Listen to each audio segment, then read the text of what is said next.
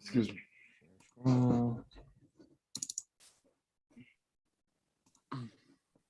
You guys can see that, right? Or no? Yep. Yeah. Okay. Welcome to the stream, guys. View Sports Talk will start in about 5 minutes. Yeah. Yes, Drop a like on the sir. video. Let us know you're here in the comments. That's right. Balls. Smokeable Bob Dole. I'm watching the Hawks game right now, and Kofi Kingston is there. Oh, is he? Yeah, Hell with, yeah. with a WWE belt. That's Nice. fantastic. They're showing him right now. I was in Phoenix a few years back when they did Royal Rumble in Arizona. Okay.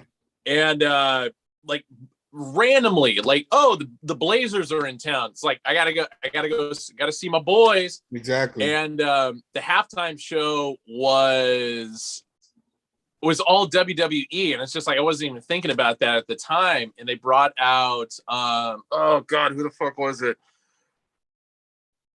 Oh god, no, I just killed the story because I can't remember who the hell it was. Oh, it was Natalia and Apollo Crews, and Apollo Crews. and Natalia has an arm on her. Oh, she was like throwing t-shirts and stuff. Yeah. Yeah. She was out there slinging it. I was impressed. Playing it. Yeah. And the Blazers beat the piss out of the Suns. That's the important part of the story. What's up, Jimmy? Hatter, Roman, Shin. Thanks for joining us. Yeah. So Christmas coming up. Kyle. Yes, sir. You described the wondrous spread you guys had at Thanksgiving. Yeah. What's going down on Christmas? So Christmas is actually we celebrate Thanksgiving is like the really big holiday in which we do have like a dinner on Christmas, but it's not like the Thanksgiving one. Like traditionally we have like, it's kind of like almost like a basic dinner. We have a really big breakfast. Like in my family, we have a really big breakfast. The family comes over. Obviously this COVID thing might change that a little bit, but yeah, the big things, Thanksgiving is the big one for us. Christmas, not so much. Gotcha. Yeah. All right. Ben, you? Going to the cousin's house for Christmas Eve. A very nice festive Italian dinner. Nice. Yeah, that's the highlight of every Christmas holiday. I always look forward to going to her place for that. And then Christmas Day, just gonna chill out, watch some COVID infested basketball, and You're still watching some G League games. Yeah, right. Be happy I'm not there. We're going to talk about that here in a little bit. I do tend to sneak in, because TNT, they give a full run of Christmas Story for like the whole day. Mm-hmm. Oh yeah. I tend to catch it at least once, for 2 hours, and then that's it, Yep. Pablo. That's definitely going to be in the cards for me as well. Yeah, definitely. Leon, what's a Canadian Christmas like? Usually we'll either have like either roast beef or turkey, but I think this year do hot pot because I don't think anyone's really coming over this year. Yeah, hot pot. That sounds good. Yeah. That does. Chinese hot pot. Yeah, the good stuff. That sounds really fucking good, actually. Yeah. You guys know what it is? Way better than a game bird. Yeah. I have the Food Network. I know what a Chinese hot pot is. I've never had one, but it looked delicious. Yeah. Basically, you just have soup in the middle and then all the raw meats, and you just dip it. Kind of like fondue. Fondue almost? Yeah. But then you just, just cook it. Kind of like Korean barbecue, but not on the barbecue. Man, that sounds amazing right now. Yeah. Yeah, we're having soups. I don't know why that was so funny. No, it is funny. Not Chinese hot pot. We're having like chili and chicken noodle. Okay. Yeah. Clearly the whites have fucked up, meal holidays for ourselves. That's the real story. Yes, we have. Well, I mean, the kids aren't interested in eating. They need it, right? They just want to tear open all those gifts. Yeah. So my mom does something simple. Nice. Once they get to a certain age, though, the dynamic shift is always incredible to watch when it comes to that. Yeah. Like, I don't give a shit about gifts. Just give me a fucking tri-tip and I'm set. Exactly. Oh yeah, exactly. That yeah. Exactly. No, that's the same way family, family members asking me, what do you want? Listen, I don't care for it, man. I'm not, 12 or 11 anymore. Right. Just if the family's together, I'm good with that, I can buy my own thing. Exactly. Yeah. Just give me some hot meat, damn it. That's right. And great. You're at the age where you don't wait for someone to buy you something. Like, if you really buy it. Oh yeah. Exactly. I hope someone knows I need this for Christmas. Like, no. Yeah, right. Actually, here's a question for you guys. So when you actually get asked that question, like in the case of I do, for many Christmases, it was always, oh, hey, what do you want for Christmas? And I'd put down a list of hats and a list of jerseys, and I would get none of it because right. It's like, well, why'd you ask me what I wanted for Christmas? I just told you what I wanted. Exactly. I just say nothing. I want nothing. Nothing at all. Nothing. Right. All right. We got a few people in here. You ready to get us started, Leon? Yeah, let's do it. Hold on a second. Start the recording. Hey guys, welcome to the Vault. Back with another episode of View Sports Talk. We got myself, Leon, Jason, Kyle, and Ben in the house today. I guess I'll hand this off to Jason. Jason, you're gonna be hosting today, so. Oh, all right. Yeah. Pierre started his Christmas vacation early, so I'll be hosting tonight. We got a couple topics for you guys tonight, but first, Kyle, I gotta say, man, that P on your hat is like popping out of the video. Is it like glow in the dark or something? No, this is the hat heaven. Just man. The brown. I don't know. One. It must. I guess it's the light. Maybe the light's a little bright. It almost looks like it's computer generated and like on the front of your hat. On the front of the hat. That's a little distracting. But I'll bring the light down a little bit.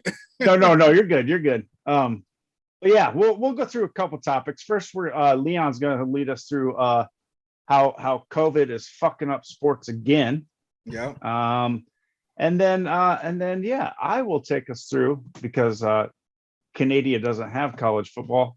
I'll take us through the happiest time of year, Capital One Bowl season. Bowl season. Woo! So Leah. Yeah, COVID wreaking havoc again. I just kind of wanted to bring this up as a small topic. I know we're all sick of hearing about it and sick of talking about it, but I guess my question to you is has COVID kind of stopped your either appreciation or your interest in sports? I know some of you guys are fantasy sports players. It's got to be, for me, it's frustrating if you're in any type of money league and having half your roster on the COVID IR. Yeah. That's annoying. I know a lot of my keeper leagues have kind of just ceased to exist because it's been so crazy in the last 2 years. So I'm posing a question to you. Yeah. Like, how has COVID affected your fandom and your kind of interest within sports now? It's getting really hard to watch basketball and even football for that matter. Right. And hey, and for all you joined us in the chat, let us know in the comments below how answer Leon's question. How COVID impacted your fandom as of late. Yeah. I guess I'll start it. I mean, so obviously going back to 2020, obviously when the season was canceled, they came back later on during the summertime for the bubble. I kind of wasn't too interested at that point. Obviously last season happened and the interest I got excited again to watch it. But going into this year specifically, I was pretty excited to get back into almost the normalcy of an 82 game schedule, football, obviously with the added 17th game. But I think the normalcy was going to be more expected that, the season will go on and we'll be able to play. And we might have a situation here or there where maybe COVID will pop up, but not to the extent which is going on now. I mean, like Jason mentioned a little while ago before we got on. I mean, it's almost like G League out there playing right now at the moment. Well, the NBA has actually allowed teams to sign replacement players. To have a full roster so they can actually put on the game. I thought that was a little strange because doesn't every team have an assigned G League? Why aren't they just some teams share. Some teams share, but there still should be players down there they can pull up. Correct. I don't know why they're going down to the neighborhood playground and signing guys off the street, but ISO Joe, baby. ISO Joe, right? He's back. He's back. I saw a stat earlier. He's back with the Celtics, and for the first time since he played with them, obviously early in his career, against Michael Jordan. Crazy. So it comes all back around, but it's I mean, you see most teams now, you got 5-6 guys, and pretty much some teams are more than that, obviously, but it's a situation where, I mean, I don't know. I'm still interested, obviously, because I know when we're gonna kind of get through this, I don't know, but I know we will at some point, as far as just maybe not COVID going away, but just the normalcy of, having the regular rosters back and, going full-fledged into the playoffs and so on. But it's just it's a crazy time to see what's going on. Obviously, Adam Silver came out. He said that we're not stopping, which I kind of agree with him, because if you do stop, what are you stopping for necessarily? I mean, he kind of said it. COVID isn't going anywhere. So they're trying to make adjustments on the fly, like we mentioned with the G League players and rapid testing and just furthering other stuff. But my interest is still there. Obviously, at the moment, not as much, but I think once we kind of get through this, situation that we're in at the moment, I'll be all back in, obviously. How do you feel about it, man?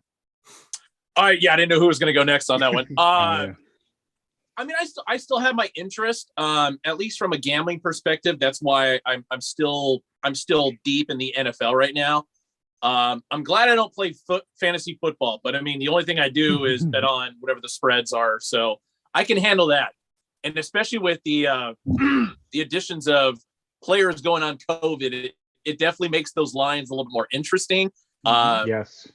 And especially for as much as I do research to do this show, you can only imagine how much more intense my research is week in and week out making football picks. My God. I mean, it changes by the hour. Right? Totally. Because a guy might be on COVID early in the week. Did he enter the protocol in time to get out for that weekend's game? Yep. The NFL might actually just change the entire schedule. Yep. Like they did this weekend. We had 2 games last night on Tuesday night. Just because of COVID, they moved a game to Monday. It's wreaking havoc in the NFL. But it's really hit the NBA hard. Yeah. The question I have in regard to basketball is, when is it really going to affect college basketball? I have a little bit more of a vested interest in the college game. Sure. Especially this time of the year, just because I'm an Oregon guy, so I got to follow my Pac-12 basketball, etc. And it hasn't really been as prevalent as it has been in the NBA. Thank God.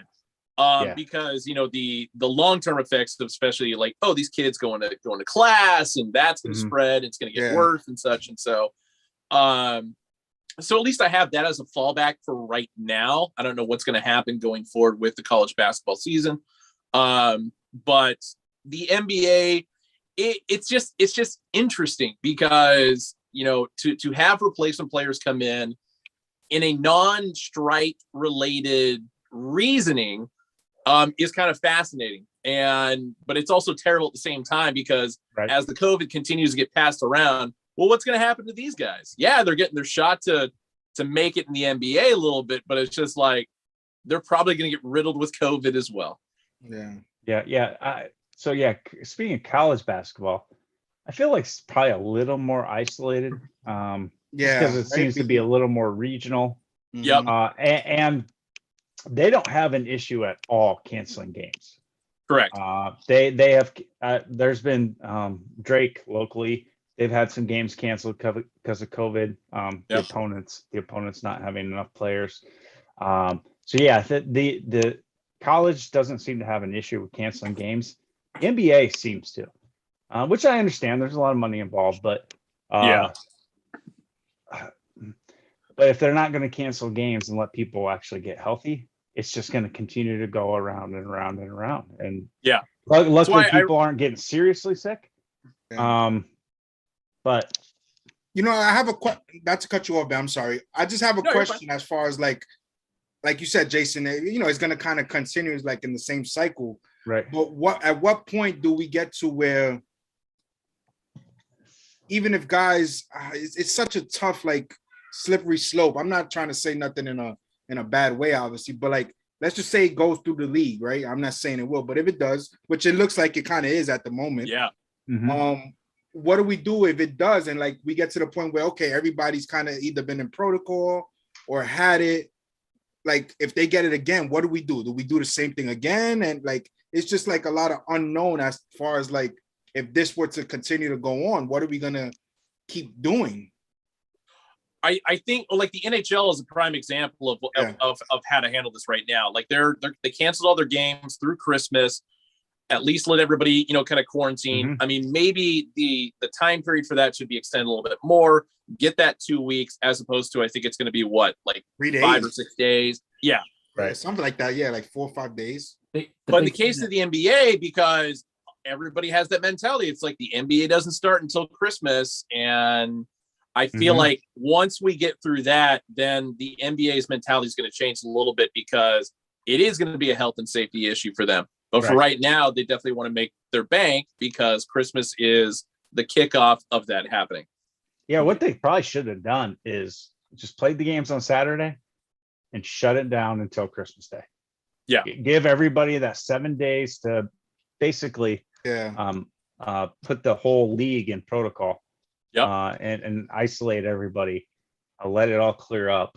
And then hit the ground running, maybe extend the season another couple of days, who knows, whatever, but at least they'll get the season in. At this point, I don't know. I mean, are we going to get the rest of the season in? It's tough to say at this point.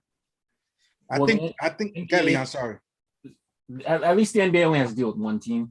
The big reason why NHL I think had to shut it down is because of the number of Canadian teams over there. I don't know if you got caught the Golden State game when they came to Toronto. They didn't even chance a lot of their guys. They didn't send Iguodala, Wiggins, Draymond, Curry, and that's the first time Golden State actually came back to Toronto since we beat them in the finals. So a lot of people, either paid a bunch of money to watch the best show in town and got to see the Santa Cruz Warriors rolling. And I don't really blame them if because Andrew Wiggins is in protocol now. Let's say Andrew Wiggins pops when he's crossed the border, he can't go back home. Exactly.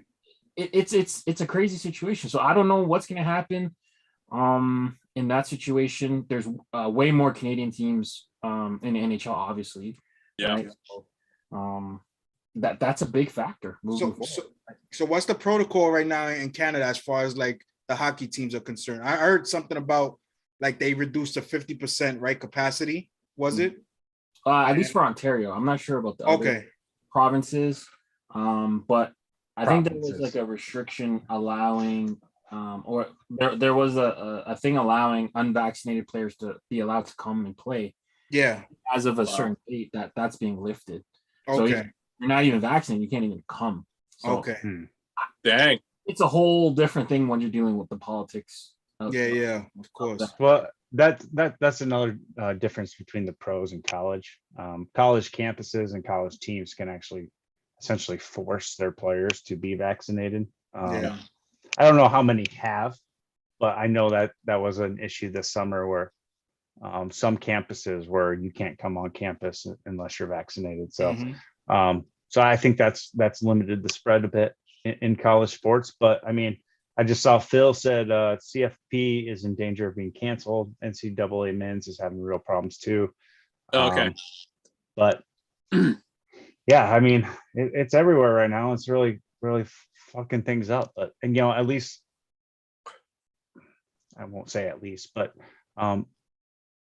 people aren't getting seriously sick. Yeah. They're not getting hospitalized, the ones that do have it. So let's hope that continues to be the case. Yeah, that's the good thing. Most of the guys, you know, throughout sports in general are kind of asymptomatic. They aren't experiencing anything, which obviously still, you know, is unsafe, but because you just never know. But right, I guess that's the positive outlook on it, is that it's not what it was about a year and a half ago. You know, yeah, it's still around, but obviously we're kind of, you know, at a better situation than, you know, it was months and about going almost on 2 years now. Yeah. I don't wish the worst on anybody. I mean, as you guys, as we're seeing it, at least it's like, yeah, the players are getting through it. They're isolating good. But I feel like the tipping point for a lot of this is going to be once there's that one player, no matter what the league is, no matter what the sport is, who gets it real bad and gets thrown on life support, everything is going on lockdown. And it sucks that it has to come to that. Yeah, well, there's a guy on the Bills currently. I don't know if he's currently in the hospital, but I think his last name, I think he's an offensive lineman. I don't want to get I know his last name is Feliciano. Yeah. And he was in the hospital recently because of COVID. So he obviously it affected him in a way that he had to end up being hospitalized. Right. You never know. I mean, it just takes that one player that has an underlying condition they may not even know about. Yep. Especially around hearts. We've seen a lot of issues with hearts and COVID. Yeah. And we've seen, you know, basketball players all of a sudden they discover an enlarged heart or something like that. It feels like they're rolling the dice a lot with these players, and unfortunately, there's just too much money involved for them to stop. Yeah, it's sad to say, but they need to be really careful. Agreed. But anyway, let's go on to something a little bit happier. It's college football bowl season. Woo! Hopefully we'll get through it. But we don't get to talk a lot of college football on here because Leon doesn't know what college football is, and Pierre just isn't a fan. He's a New York guy, so it's a big pro sports over there. But I know I'm a huge college football fan. I know Ben is. Oh yeah, and Kyle's at least heard of it. No, I watch it. I definitely watch it. All right. So let's go through a little bit. We'll give our predictions for the college football playoffs in the New Year's Six, because those are the ones that, well, half the New Year's Six doesn't even really matter. But I was going to say those are the games that actually matter. Most of the other bowl games are just ceremony and pomp and circumstance between coaches, the coaching carousel, and seniors and underclassmen going to the draft, not playing. You don't know what you're going to get in a lot of these bowl games. But before we get to our predictions, I'd love to hear your guys' thoughts in the comments. What's the one bowl game outside of the New Year's Six and college football playoff that you're most intrigued by coming up? Or maybe it was one that was already played. We've had a handful of basically mid-major bowl games already played. But Ben, I have a feeling I know your answer, but we go ahead and give it. So I've actually got three. I'll leave the obvious answer for the end, but I'll get to the other two pretty quickly. So first one for me is December 28th, the Birmingham Bowl, which is Houston versus Auburn. 11-2 Houston versus a 6-6 Auburn. So really the more intriguing detail of that is, you know, a dominant Houston team throughout the season going against an SEC school. And especially for, you know, Houston playing in a much smaller conference, it's going to be good to see them go against a quote unquote powerhouse of the SEC. So I find that one very fascinating. Next one for me is December 30th, which is the Las Vegas Bowl, Wisconsin versus Arizona State. And the reason why this one's fascinating is because go back to September 14th, 2013, Wisconsin versus Arizona State and Tempe. It was that misjudgment by the field referees, where Wisconsin was trying to kneel it down and then spike it to set up for a game-winning field goal. But because Arizona State players kept falling on the ball, the referee didn't. Right. Yeah. And there was like 20 seconds left on the clock to be able to pull this off. But because of all those shenanigans, Arizona State ends up winning the game, and it completely screws Wisconsin's season up. And then the last one, of course, is the most important for me. The Alamo Bowl on December 29th, sorry. Oklahoma versus my Oregon Ducks. That'd be a good game. Both coaches gone because Mario Cristobal's gone to Miami. Yep. Lincoln Riley's now at USC.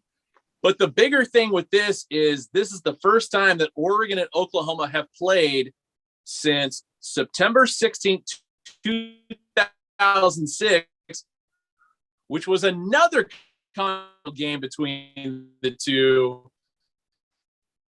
Onside and a blocked punt, an absolute. Uh-oh. We're losing Ben? I wasn't sure if that was just me. That still was ever played. Oregon won 34-33. So, wow. Oh, no. We completely lost Ben. No. Oh, there he is. Oh. Back sideways. He's muted. And he's muted too. Hey, there we go. There you go. Okay. At what point did everything go to shit? You said September 2006. Yeah, and then it kind of cut off. Yeah. Of course it did. Oh yeah. So yeah. Oklahoma, Oregon, 2006. That was the basically a melee bowl at Autzen Stadium. Oregon won 34-33 thanks to a onside kick at the tail end that should have gone Oklahoma's way, plus a block kick by Oregon to seal it.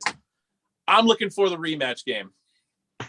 Rematch. You got any prediction on that? I'm going to go Oregon by 4. Oregon by 4? Yeah, without Lincoln Riley there, I think the advantage tilts more towards Oregon. Because I think Lincoln Riley is the brains of that program. Absolutely. At Oklahoma. Yeah. Mario Cristobal relied more on his assistants. So we'll see. Yeah. Plus Oklahoma's been so streaky this year. It's crazy. No, exactly. But yeah, I saw Hatter brought up a good comment about playing NCAA football. I'm super excited about this NIL deals, allowing EA Sports to bring that game back. Yes. 2023, I hear. Hopefully, we'll have it back. By far, my favorite PlayStation game of all time, NCAA football for sure. But anyway, Kyle. Oh, wait, Jason Hill bringing up Bob Stoops. Bob Stoops. Hey, he doesn't even coach his grandchildren in fucking 4 years. His brother's not even coaching anymore. My God. Right. What difference is he going to make? Yeah, it's a name. That'd be like Wisconsin bringing Barry Alvarez back to coach a bowl game. What difference is that going to make? Anyway. All right, Kyle. So out of the other bowl games that we have going on, I'm not going to sit here and lie to you and act like I know what every single one of them is going on. No, I don't either. But I kind of got to agree with Ben. Oklahoma, Oregon. This is the game out of all the non-6, big time bowl games that you got to go with. I mean, like you guys mentioned already, Lincoln Riley, the way he left to USC, is up and literally overnight left these guys, and literally had just the team as a whole, how they felt, how they feel currently. Do they feel like they have something to prove? Oregon, obviously Cristobal going to Miami. So it's going to be interesting to see the dynamic with how both of these teams come out and play. I think I like you mentioned, Jason, Lincoln Riley was the brains of that operation. He was the one that he made that team go. It's gonna be tough for them to, I really think, beat Oregon. Oregon's just I think they're gonna come out on top, honestly. Has Oklahoma even hired a replacement coach yet? No. Yeah, whereas Oregon was just like, oh yeah, we're going after Dan Lanning from Georgia. Exactly. Yeah. Phil, that's a good point. Riley did not want to compete in the SEC, but more importantly, he didn't want to recruit in the SEC. Of course, he knows he has a much better. He can get those players. He can sign anybody in Southern California. Exactly. And the SEC, I would have been pretty much that. Yeah. Oklahoma would have not been the first option. Put it like that. Nope, absolutely not. But for me, and I'll say my best one for last, or the one I'll be watching for last. But I do have some feigning because of this conference realignment that happened this year. I do have some interest in the teams that are going to be joining the Big 12 and seeing how they do versus other conferences. BYU didn't favor so well, but I'm definitely interested in that Birmingham Bowl with the Houston Cougars playing the Auburn Tigers. I want to see Oklahoma and Texas, wherever they're at. Texas didn't qualify for a bowl, those fucking punks. I want to see Oklahoma. I want to see Oklahoma just get it handed to them.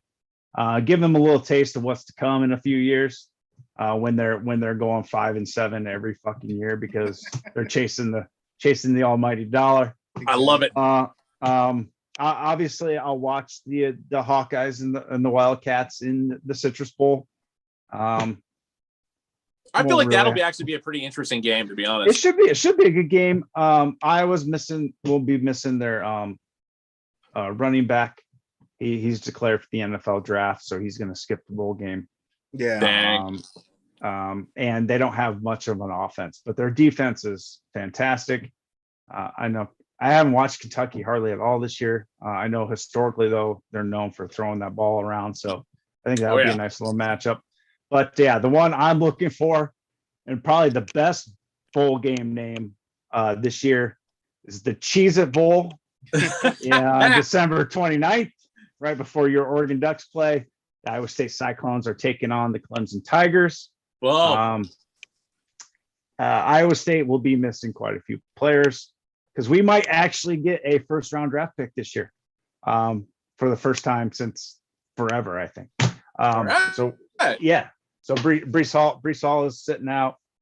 We have a few other players sitting out. So be interesting to see what there's a lot of underclassmen that actually are said to be more athletic and more talented than the guys that they're replacing. So it'll be nice to see a first game with some of them playing. So, exactly. But yeah, Cheez-It Bowl. Come on, man, who doesn't love Cheez-Its? I look forward to it because anytime any school can embarrass Dabo Swinney and expose him for the fraud of a coach that he is, I am 100% on board with that. I actually don't think he's going to. I think he's going to. I'd be surprised if he's at that game. He's out of there soon. He's going south. Now. Why wouldn't Jacksonville hire him? Exactly. You're right. That's an absolute no-brainer to me. Exactly. And this would be the perfect time for him to get out. I don't even know if he'll be there to coach. Who knows? Exactly. I know they're missing both their assistant coaches. Those guys got hired away. But yeah, I don't know. We'll see. Yeah. Gabo. I can't believe you guys didn't talk about the most important bowl, which is the New Era Pinstripe Bowl. Who's playing it this year? I don't know. I just like it for the merch. I think it's Maryland versus Virginia Tech. Dude, I was gonna say there has to be a Big Ten in the ACC in there somewhere. Iowa State actually played in that bowl game a few years ago. Yeah, it's just really fucking weird because it's played in. Are they still playing it in Yankee Stadium? Yeah, it's still at Yankee Stadium. Are. Yeah, it's in the outfield of Yankee Stadium, so the fans are like hundreds of yards, hundreds of feet away, right? And it's usually cold and snowy. And I mean, who wants to go to New York for a vacation in late December? You're missing Christmas. You're not yet to New Year's. It's like, come on. But yeah, sometimes it's great hats. Great hats. They do have some good hats, but they're usually snapbacks. So anyway, go Terps. I mean, it's one of those weird ones where, because of the fact that it's at Yankee Stadium, like I get the connection there with the Pinstripe Bowl, but at the same time, it's like, play it on a goddamn football field. There's plenty of colleges in New York. Yeah, exactly. Hundreds of colleges in New York. It's not. I've been to. But do any of them really have football teams though? I'm trying to think of colleges in New York. Yeah, St. John's, no football. Well, we got, which is not New York technically. We got Rutgers, that's not far from. That's the state college in New Jersey. You know, but in New York, we really don't. I mean, New York City, as far as college football, we don't really have any state. I mean, we have stadiums, but nothing of significance. They got two teams, and both of them don't play in New York. Yeah, but it's like, find a location that's got enough seating, because it's not a massive draw. The only one, granted, there are going to be folks driving up, just because it is a close drive for Virginia Tech, for Maryland fans. But at the same time, it's like, as you said, to have it in Rutgers makes a lot more sense to me. Yeah, like I know Columbia University has a pretty nice stadium here. That'd be small though. The seating is small. Yeah, it's really the seating capacity is way too small for any type of. Yeah, those Ivy League schools don't have. Yeah. But other than that, it's really Jersey that really has the schools and the stadiums. Yeah, the gimmick is nice. You're playing the Yankees. Of course, yeah, exactly. From a fan perspective, it's nice. It's not a bowl game I would travel to. Like literally, sure. I know on one end of the field, you have to, because I went to the first Pinstripe Bowl, which I don't remember who played in it. Yeah. But the end zone on one side of the field is literally right. Like if you can run through the center field wall, if you're running fast enough, you kind of have to halt. You got to stop. Yeah. So I mean, it's also dangerous. Yeah. Oh, extremely. There's no space outside. There's no space here because it's just not big enough. It's just not big enough. I do remember that, but okay. So going back to the New Year's Six, the three non-playoff games we have this year are the Fiesta Bowl. We got the number 9 Oklahoma State Cowboys against number 5 Notre Dame, who I think kind of got screwed out of the playoff. Yeah. We got the Rose Bowl, number 11 Utah Utes versus the Buckeyes, which I'm glad they got screwed out of the playoffs. And the Sugar Bowl, we got the Baylor Bears at 11-2 versus the Ole Miss Rebels. You guys feeling any of these games? Let us know in the comments too what you guys are feeling about these. I'll let one of you guys take it first, because I got some stuff to say about Notre Dame. I was only looking for, I mean, as far as interest is concerned, yes, these games are good games, but I was really looking forward to Kenny Pickett playing.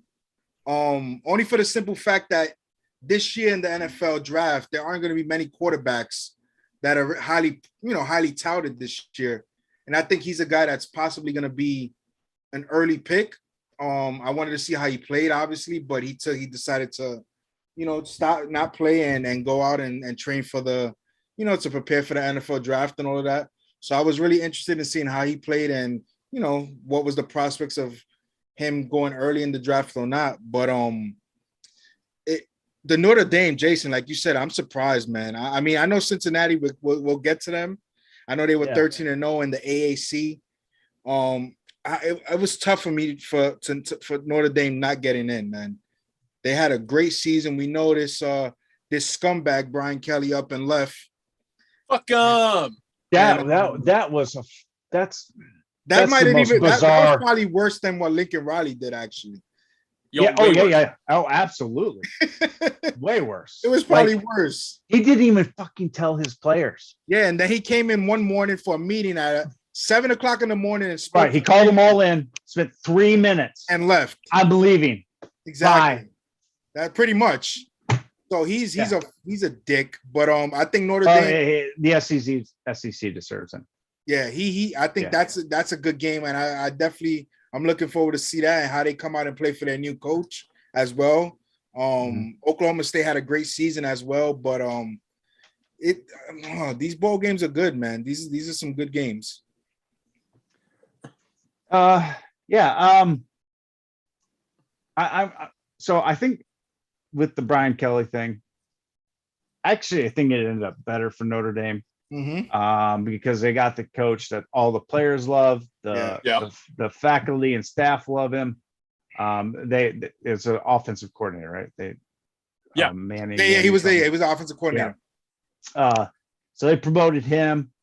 They could have really gone out and gotten anybody they wanted to. I'm glad they stayed away from Iowa and Matt Campbell, because he would have taken that job in a heartbeat. But anyway, so I think it ended up better for them. We'll see in the long run how good of a head coach he actually is.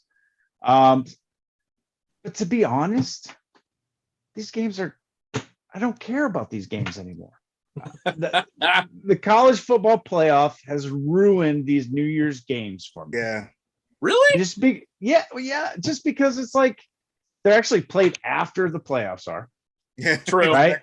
The Rose Bowl, you get fucking 8 hours of parade before that thing, and you get the whole conference tie-in now. Yeah, it doesn't make sense to me anymore. Like, you got the Utah Utes and the Ohio State Buckeyes. I mean, the Buckeyes are so used to being in the playoff, they're not going to be even motivated to be there, even if they have any players left, if they're going to play at all. Utah will be motivated to play because they actually want to prove they belong in the Pac-12. Yeah, damn straight. So I mean, I think that's going to be a rout. Good. Yeah, I think Utah is going to roll over them. The Baylor Ole Miss game's good on paper. And Baylor had a great season. Ole Miss, again, I can't stand Lane, so I hope Baylor just destroys them. But and yeah, the Irish and the Cowboy, I don't care. You don't care. That's a hangover recovery day. In regard to the Baylor Ole Miss game, I think of the three, that's actually the most interesting game because of the fact that Lane and who's Baylor's coach? His name is escaping me at the moment. But anyway, I mean, either way, Kiffin is at Ole Miss. Yeah, Lane at Ole Miss, but then I can't remember who the Baylor coach is, but Dave Miranda. Thank you. Yes. Thank you. Which he was a hot name in this coaching carousel. Yeah. But to see both of them, kind of like finally coming into their own. These were like, especially with Lane, it's like, okay, we saw what you did at Tennessee, not great. USC, you weren't that great. Florida Atlantic before he went to Ole Miss. Yeah. So to see him where he's at, it's like, okay, at least he's good again as a coach. So I can respect that. And then especially the Baylor situation after the Art Briles situation that completely decimated their football program, to see them back on the up and up in a positive manner. It's like, okay, I can respect this. So I think of the three games, that's going to be the best. In regard to Ohio State, Utah, as somebody who went to the Rose Bowl every single year for 12 straight years, including the parade, the Rose Bowl's the granddaddy of them all for a reason. So I'm looking forward to Utah just beating the absolute piss out of Ohio State. And especially to all the Ohio State fans who said Oregon's win against Ohio State was a fluke win. You guys are in for some trouble. Oh yeah, I forgot this is a rematch. Oh yeah. So but again, Ohio State, half their roster is going to be not even playing. Yeah, probably preparing for the draft or just bowing out, or like you said earlier, just not interested because they go there every year. Yeah. But the other one, the Oklahoma State versus Notre Dame game, I never used to hate Notre Dame. Like Charlie Weiss was the guy who really started to make me hate Notre Dame. Really? But Brian fucking Kelly is the guy who just like, I never want to see you win a fucking game ever in your life. And a lot of this goes back to how swept under the rug the Declan Sullivan situation. I don't know if you guys remember that or who that is. That was the kid that he sent up in high winds on the TV tower to take game footage, and then toppled over and died. Yes. Oh, I know. Wow, that's crazy. Yeah. So fuck Brian Kelly. Fuck him royally on that one. That's why I was looking forward to Notre Dame getting their asses kicked by Oklahoma State. But since he cut and ran, I don't feel as bad for Notre Dame anymore. It's Brian Kelly doing Brian Kelly things. Yeah, It really is. I really hope he gets his fucking ass handed to him. And then he goes down to LSU week in out. He just seems to be like the biggest dick in college football. Yeah, he gets that fake Southern twang. Oh my God. Oh yeah, it's going to get even worse now that he's in Louisiana. Oh, absolutely. He's going to sound like the guy in the Waterboy. Waterboy, yeah. Yeah. All right. Yeah. Got those other. So again, the Rose Bowl. I just hate what the college football playoff has actually done to the Rose Bowl. I know. Yeah. It was better when it was part of the system, though. Right. Yeah. Yep. And they rotate them, and it'll be a playoff game again. But it doesn't have the same meaning anymore. Like the two college football playoff games we do have, the Cotton Bowl Classic on 3:30 on December 31st. We got Alabama versus Cincinnati, the first Group of 5 school to ever make the college football playoff. Yep. And then following that, we at the Orange Bowl, we got the Michigan Wolverines versus the Georgia Bulldogs. Everybody in the comments, let us know who you picking in these two games. But Ben, who you got? Alabama, Cincinnati. Oh, I mean, as the heart wants Cincinnati to win this so bad, and I'm not even anti-Alabama. Like, I actually respect Nick Saban and his consistency, because he's not like, you think he's a jerk and an asshole, but it's like, no, he's not. He just does his thing on a very tight regiment, and I respect him for it. But Alabama, the brain, it's going to be bad. It's going to be probably Alabama by at least 2 touchdowns. Hold on. Before you go on, I just want to address something. Incognito, great. We know you love the teal Badlands. Fantastic. Happy for you. Move on. I don't like them. You like them. Ben likes them. Some people like them. Some people don't like them.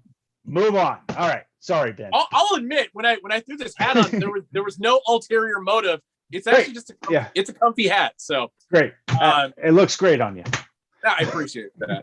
Yeah. But no, Bama, I feel like is going to get it by at least 2 touchdowns. Like, really bring Cincinnati back down to reality. Mm-hmm. And then in regard to the Michigan-Georgia game, I just hope Michigan just beats the piss out of Georgia. It'll be good to see Harbaugh back in a state of prominence, just because I feel like he's been picked on way too much since he left the Niners, really, more specifically. Finally got his first win against Ohio State this year. And, it only took 12 years. Yeah. Yeah, right. And Michigan, another school. It's like, I got nothing against them. Georgia, like, I would have preferred the Georgia-Bama game be the matchup for them, because it's like, I don't want the risk of 2 SEC schools going back in the Natty, because we know what's going to happen. Alabama's going to exert their dominance against whoever from the SEC is going to go in. So I would have preferred Bama, Georgia as the first game. Cincy versus Michigan. Yeah. But here we are. Cincinnati was never going to be higher than 4. Yeah. I know. No matter what they did. I know. They could have beaten Alabama this year, and they still wouldn't have been higher than 4. Which is a bummer. Right, which is unfortunate. But go ahead. Go ahead, Kyle.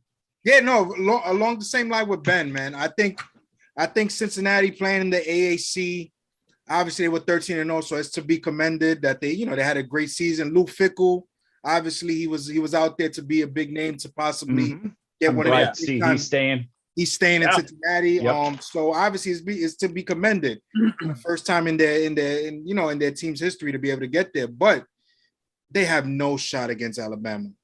I mean, yes, they had a great statistically in the FCS. They had, I think, the second ranked defense overall. They were like 3rd in red zone conversion, but we all know in college those numbers are skewed. Of course, so. But I just think the way what convinced me, the way Alabama, the way they rolled over Georgia in the SEC championship, and Georgia's defense is, I mean, top notch. The best I've seen. Yeah, incredible. Years. They got probably all of their 11 starters are someday going to be in the NFL. Yep. And the way they just dominated them, the way Bryce Young, obviously the Heisman Trophy winner, the way he was able to just dominate them, taking that over to play against a team like Cincinnati. I think Cincinnati will definitely be, obviously they're excited to be in this game and they feel like they deserve to be there, but it's going to be a 2+ score touchdown win for them, I believe. Saban's just in this situation. This is what he does, man. He's going to do what he does and just bring them out there to win. As far as the Georgia-Michigan game, Michigan, the only thing that worries me about Michigan is their offense. McNamara, he's an average quarterback. We know they got a great running game. We've seen that when they played Michigan State. I mean, that kid Haskins would just like 4 or 5 touchdowns. So I think they have the defense to stay in the game with Georgia. Yep. And Georgia doesn't have a high-powered offense either. But I think as a whole, just the team as a whole, I think Georgia they're going to skim that game out and they're going to win that game, just because I don't trust the Michigan offense, specifically the quarterback, to be able to go up against that defense and kind of do anything, you know? Yeah. So unfortunately, I know we don't want to see this, but I think in the championship, it'll be the 2 SEC teams going, back at it for the title. God, no. You know what? Fuck that. I'm going future Big 12 member, Cincinnati. Right. Do it. Yeah. Desmond Ridder, if he comes out of the gate hot. Oh, yeah, for sure. And puts Alabama on their heels. Yep. I think it could be a good game. I don't think obviously Alabama is going to be the betting favorite. I think they're favored by 14 at this point. But if Cincinnati can get that offense rolling, because this is not a typical Alabama defense. They got some holes in there. If they can get that offense rolling quickly and you get Luke Fickell a month to prepare for this game, I think he might have something up his sleeve and get the Alabama on their heels.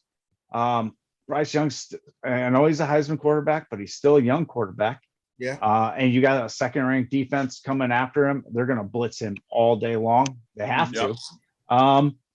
I think we could be surprised. They got to take a page out that Auburn playbook. Right. They just even though they do end up winning the game, but just go after him. Go after him. Go after him. And attack on offense. Attack. You got to score touchdowns. Put it like that. I'm going to pull the upset.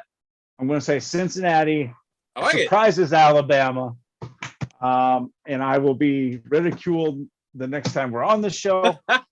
I'll take that one. And then I'm going Michigan. I'm going Michigan over Georgia. Georgia just, I don't think they have the offense.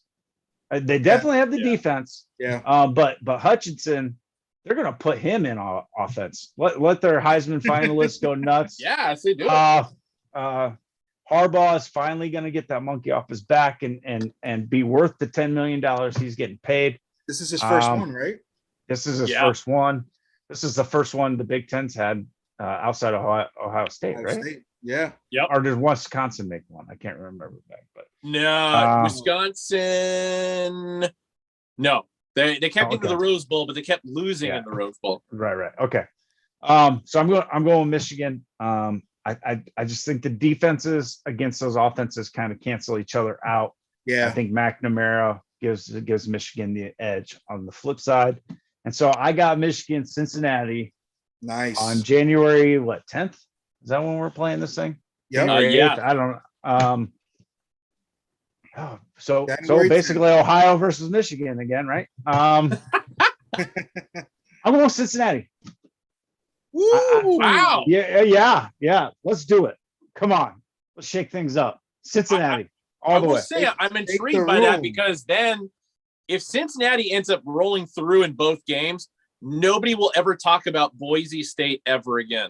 Oh, yeah. Philip, thank you. Phil Reed said Michigan State made it in 2015. Forgot about that. Thank you.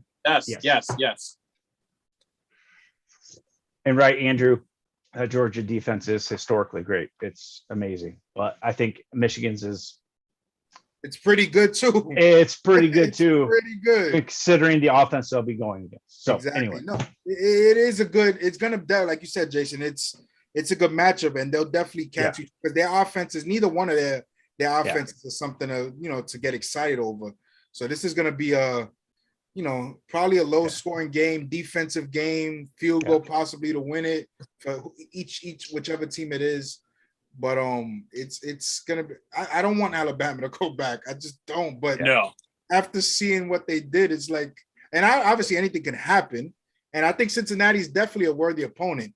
I would have liked to see possibly Notre Dame in that situation, but I'm glad the committee gave Cincinnati. Gave them, especially since they beat them head to head this year. Exactly. So, and they did. You're right. They beat them. All right. So I got Cincinnati.